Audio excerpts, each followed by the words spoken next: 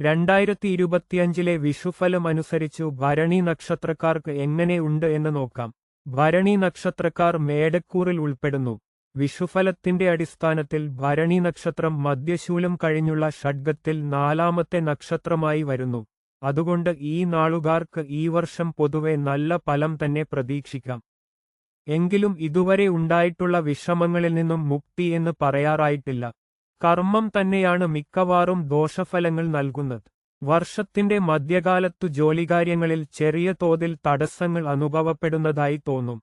അപ്രതീക്ഷിതമായി ചില പ്രതിസന്ധികൾ ഉണ്ടായേക്കാം.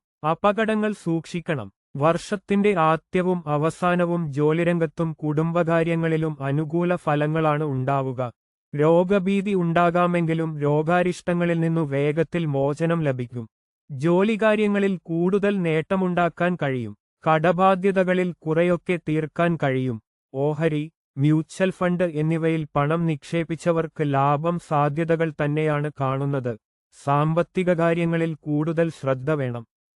വർഷം മുഴുവൻ കുടുംബത്തിൽ സ്വസ്ഥതയും സമാധാനവും നിലനിർത്താൻ കഴിയും. ശരീരത്തിന്റെ ആരോഗ്യം വീണ്ടെടുക്കാൻ കഴിയും. ഇടപെടുന്ന കാര്യങ്ങളിലെല്ലാം തടസ്സങ്ങൾ ഉണ്ടായേക്കാം. കുടുംബത്തിൽ അംഗീകാരം വർദ്ധിക്കും. വിനോദസഞ്ചാരത്തിനും അവസരം ലഭിക്കും. ജോലിരംഗത്തു പുതിയ ഉത്തരവാദിത്തങ്ങൾ ഏറ്റെടുക്കേണ്ടിവരും. ഏറ്റെടുത്ത ഉത്തരവാദിത്തങ്ങൾ പൂർത്തിയാക്കാൻ പ്രയാസം നേരിടും.